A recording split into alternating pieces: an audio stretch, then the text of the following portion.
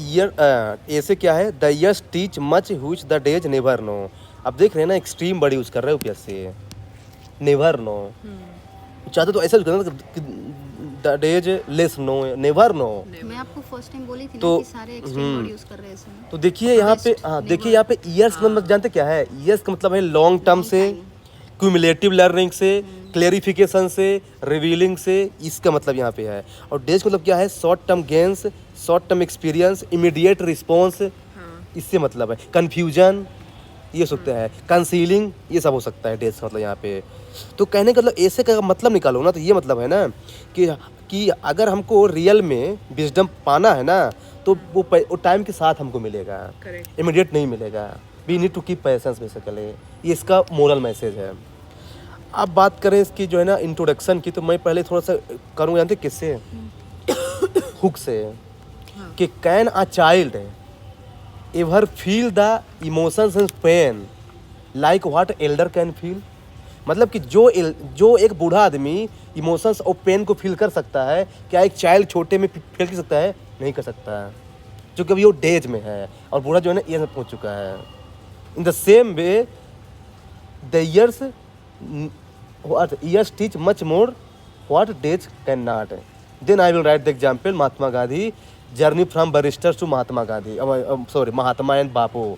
फिर उसको मैं एक्सप्लेन करूँगा कि है ना, when he was barrister he was just common man, but when he launched continuous events, Champaran ये तब then the whole country recognise his potential and give the title of father of nation. तो मतलब कि उनको ईयर्स के बाद उनको ये अचीवमेंट मिली, ना कि डेज में मिल गई, ऐसा आपको इसको रिवील करना है।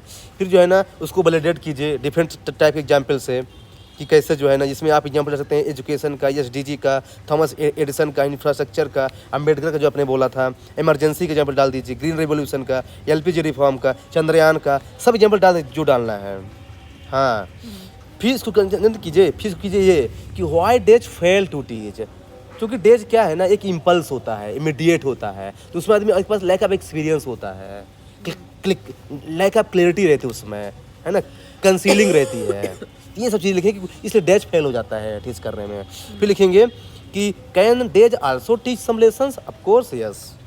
26/11 अटैक, निर्भया रेप केस। इसमें ऊपर जो टाइटल में नेवर लिखा है, तो इसको चलेगा ना, मतलब कि हाँ, कैन समटाइम्स, हाँ, कभी कभी तो हाँ, वो तो ऐसा ही दिया है यूपीएससी, कोई दिक्कत नहीं है। काउंटर में तो वही हाँ, जाएगा, 15 अगस्त Gandhi ji out of train, तो गांधी कैसे ट्रेन से फेंका गया ना, उनका वो जो एलेसन है ना, वो कैसे बाद में कन्वर्ट हो गया किसमें, मोरल लेसन में। लेसन में।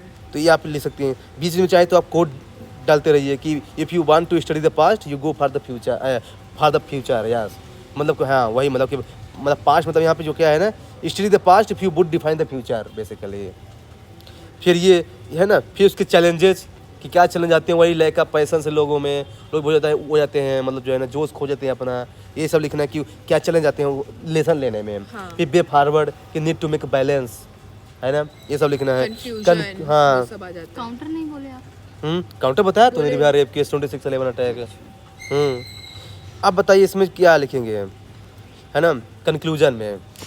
तो यही जो है ना कि बनियान ट्री, कि a tree does not grow in a day, it needs year of sun and rain, then it becomes large tree, then people praise it, कि हाँ ये मुझे छाया दे रहा है, फल दे रहा है। जब कोई ट्री छोटा होता है ना फल देने, कोई तो बोलता है छोटा सा ट्री है हटाओ इसको। जब वही ट्री बड़े बड़े फल देता है आफ्टर ईयर्स है, क्योंकि एक दिन में कोई ट्री फल थोड़ी देता है, तब उसको लोग प्रेज करते हैं, तब उसके पोटेंशियल को रिकग्नाइज करते हैं, है ना। रिवर जो है ना फर्स्ट ड्रॉप से नहीं बनता रेनफॉल से, वो जब 4-6 महीने लगातार रेनफॉल होगा तब वो जो है ना रिवर जो है ना स्ट्रीम ऑफ फ्लो करता है। तो वैसे आपको लिखना है ना, कि उसकी पोटेंशियल जो है ना ईयर्स में आती है ना कि डेज में आती है। आप ऐसा कुछ 2-3 एग्जाम्पल ला सकते हैं, है ना।